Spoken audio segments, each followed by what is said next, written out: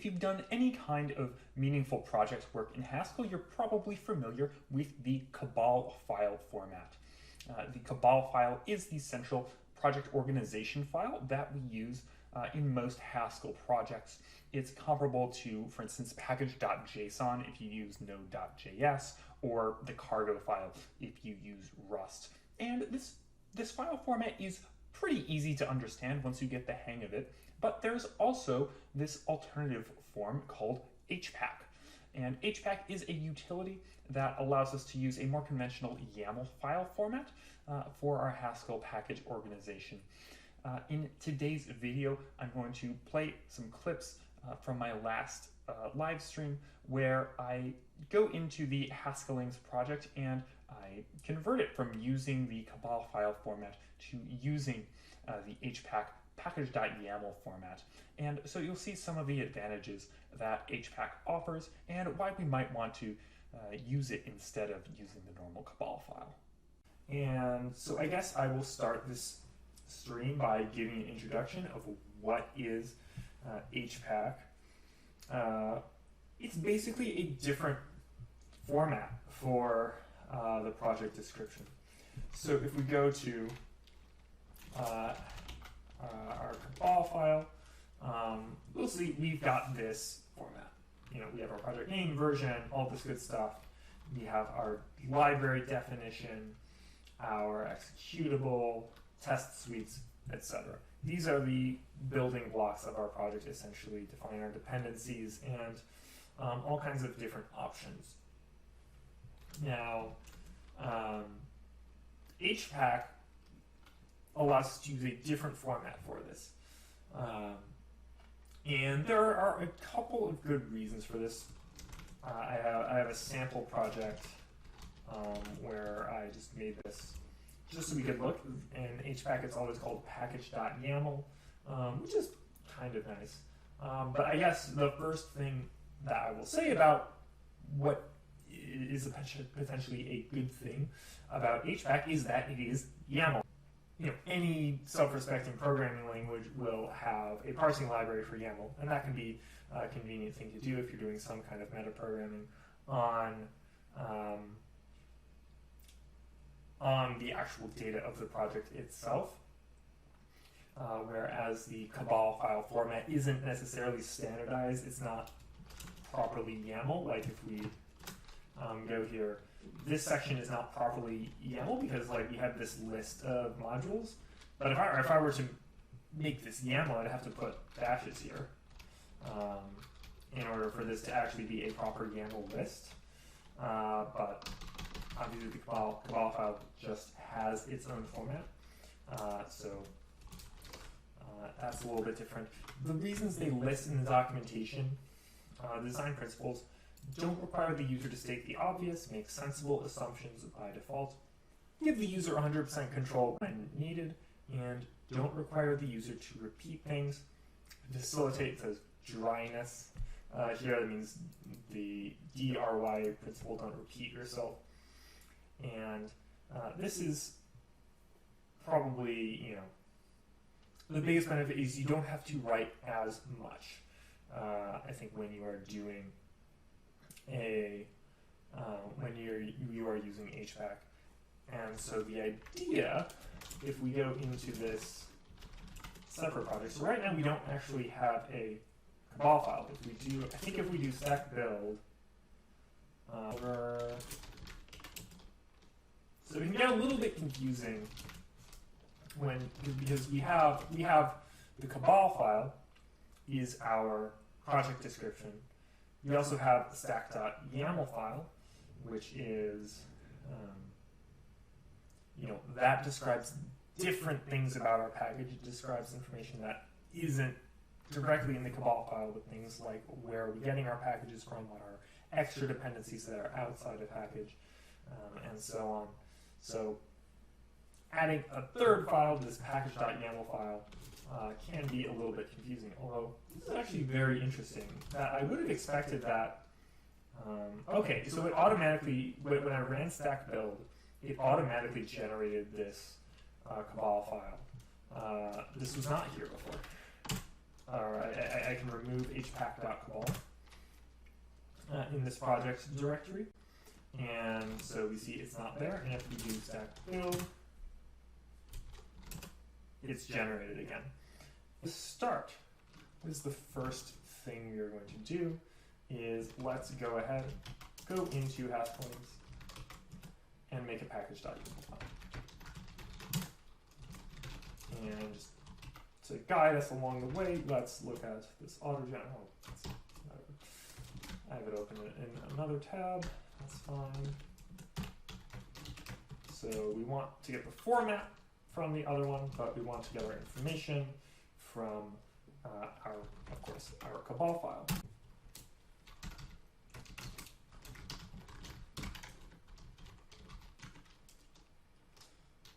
This is Haskellings license BSD3. Oh, I never put my author name in the cabal file. That's kind of funny. Just gonna put author.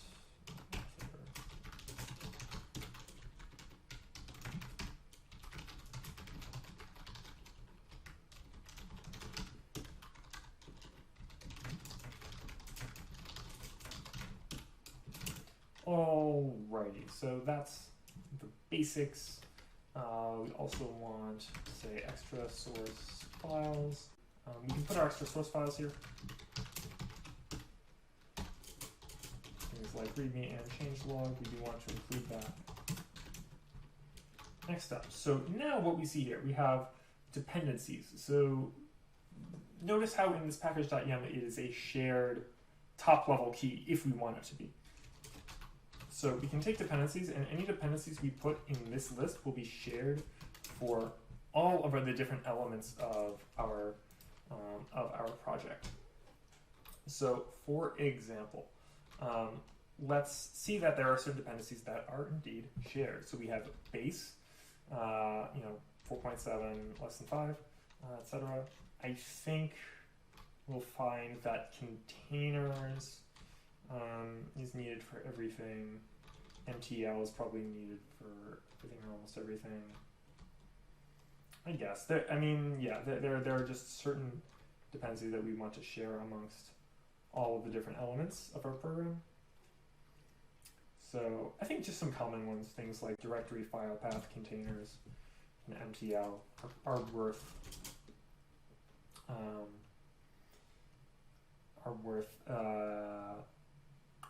they're worth putting in just the shared dependencies list, even if it technically aren't needed by everything. It's just going to be useful for us. We're not going to put Haskellings because the library does not depend on itself. And MTL.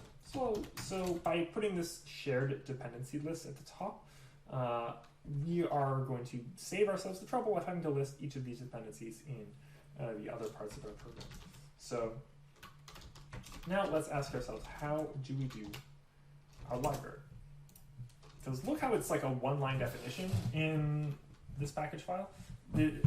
Obviously with this auto-generated project, there are no dependencies, almost no modules, so it's a little simpler, but we can, I think, I bet I can make GHC options share.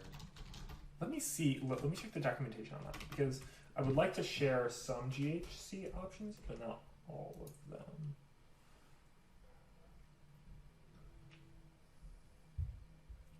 So the top level fields, let's take a look at the reference root.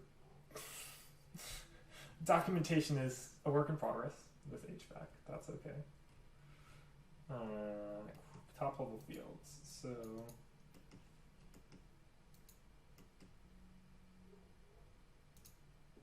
not have GHC fields. These aren't quite alphabetical order.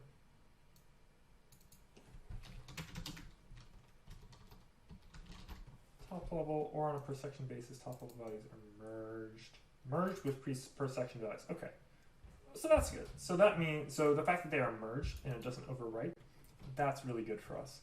And I'm going to show why. So we want GHC options, and we're going to always have which one we want. F1 unused imports. So we want that to be shared by all the different parts of our program. This way we don't have to list this in the library. So already looking at our cabal file, what other things we don't need this or this. Build depends. We've cut it down a little bit. We will need some more. So if we do dependencies, Nissan, actually, yeah, I should do this.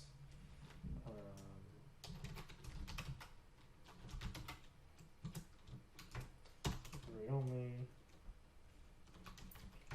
So we want to get all these guys.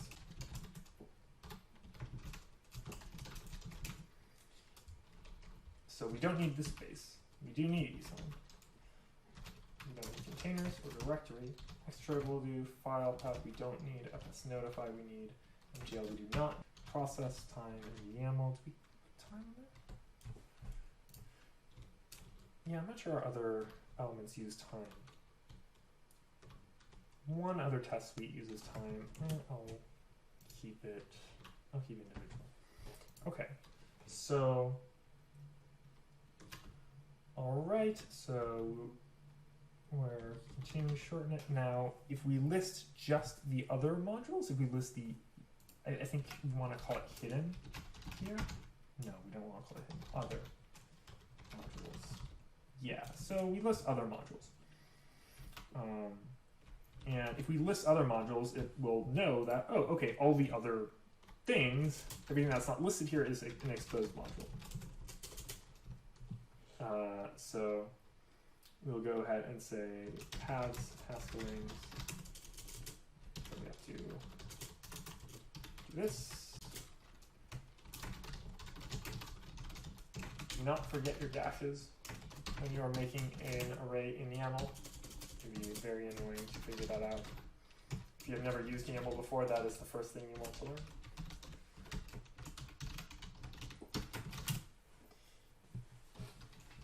Because if you take these spaces out, YAML does not know what to do. Or if you take the dashes out, YAML does not know what to do, and it can be, the error messages can be a little bit confusing. But that should be all we need to list for our library. We shouldn't need to list the exposed modules explicitly now, because it will infer that. It will say, well, this module is not in the other modules section, so therefore it should be exposed. So we can see here, our original definition is 33 lines, and we've managed to bring it down to 15 lines. So that's kind of nice. Now let's go to the executable. Oops. Executables. So we don't make them a list, we make them a dictionary. So we'll say Haskellings. And now, what does this look like? So this is the guide we're working with here. So obviously we have this already named. So app. I'm gonna not indent this stuff like this. I don't like how that looks. I don't know. I'm gonna take that over. Maybe I'll do this. I don't know. It's a style question. Some people may feel differently. With YAML, I kind of just prefer keeping one space between the colon and the definition. But anyways, so notice we can add additional GHC options. So we don't need to list F1 unused imports again because it's up there already. But we can add extra options, threaded RTS ops, and so on. And we'll add additional dependencies, like Haskellings is an additional dependency. But again, this is a style thing that I definitely like, adding these extra indentations with lists in YAML. Some people might not like that, but I don't know. It looks weird to me to have this, where this is on the same indentation level.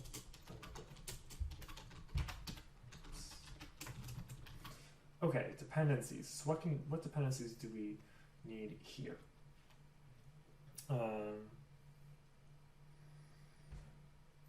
We've already got base and containers. We need from our shared dependency list. We need extra here. We don't need MTL, so that should be all we need for our executable section. Brought this down from 13 lines down to about 10 or 11. Okay, so not a big reduction, but it's cheating here because we list all the GHC options on one line. But test suites now.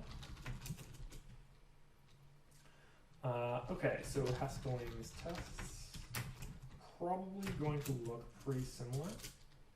We're going to want a main here, and it's going to be main.adjust.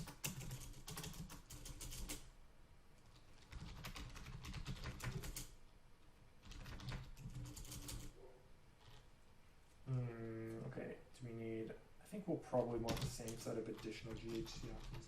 I'm not sure if it's possible to like specify a variable. It probably is to specify a variable because this set of options is shared by our two test suites and our executable. So it'd be nice to be able to share that, but it's okay. And then dependencies.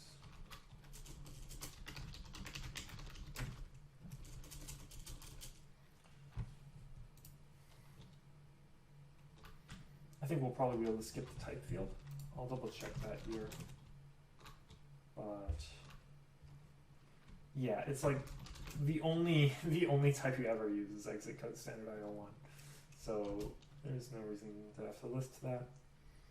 So let's look at our dependencies. Again, base, we have containers, directory, file path, we have Haskellings, Hpack, HUnit. Do we need HUnit? I'm not actually sure about that. And behind. So that's our first test suite. Now instead of having to rewrite the word test suite, we can just write another element of this dictionary. Same deal, unit tests, source stars,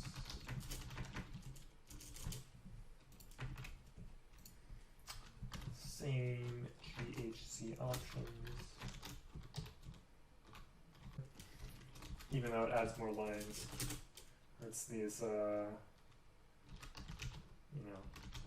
trying to flex and show how many lines I'm saving, and it's not necessarily that many, but that's fine. Base, containers, directory, file paths, we all fine.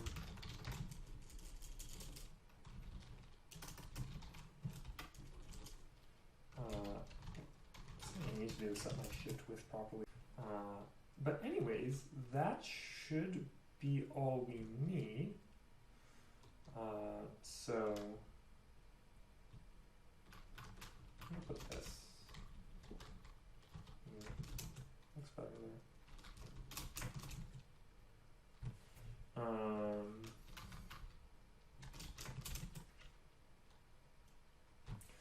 Okay. So we took our cabal file, which was 104 lines. This is now about 75 lines. It is a bit more compact. And it's easier to add things that are shared by everything. So let us, oops, that wasn't supposed to happen. This has happened multiple times while I've been streaming. Terminal just decides to quit my last vim tab and the terminal just closes. I don't think that's expected behavior. Anyways, so if we look at our git status, we have our package file.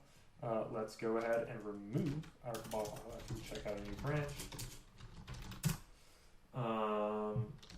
We'll remove Haskellings.cabal. And let's try to build it.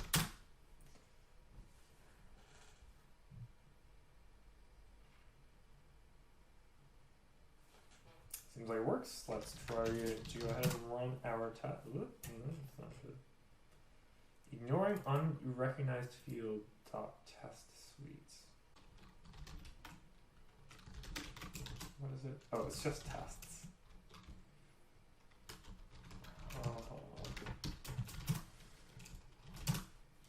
Okay, let's try that again. I think when I first used Hpack, running stack build did not automatically check for the package file, and so you had to run Hpack each time you did a new stack action. That was really annoying. Ooh, that's weird. Oh, that's a little weird. I think what's happening here is treating unit tests as part of the Haskellings tests. And it shouldn't. That's actually, okay, so that's actually a little bit of a drawback. Because I kind of like having both of those test files right there in the top level container. I guess how I could fix this, if we open up package,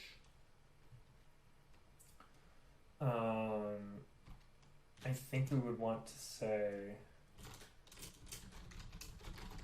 other modules is empty. Let me actually put all of these in lexicographic order.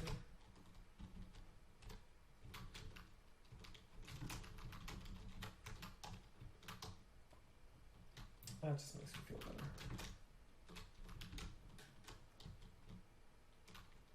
Oh, also, is this right? Yes, this is right. For a second, I thought I would have to say, no, we don't want to put Haskellings as part of the source directory. Anyways, by putting other modules there, hopefully we'll make it clear that unit tests is not part of the Haskellings tests,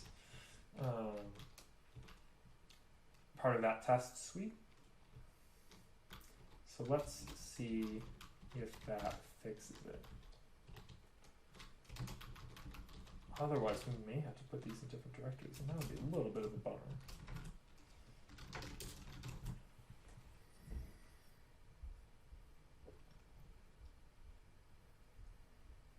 Okay, it likes that better. Okay, that's good.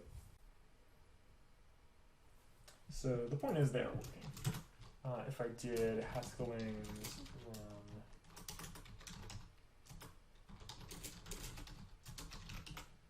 expressions, it's working, although I should probably run stack install. Okay, so that works.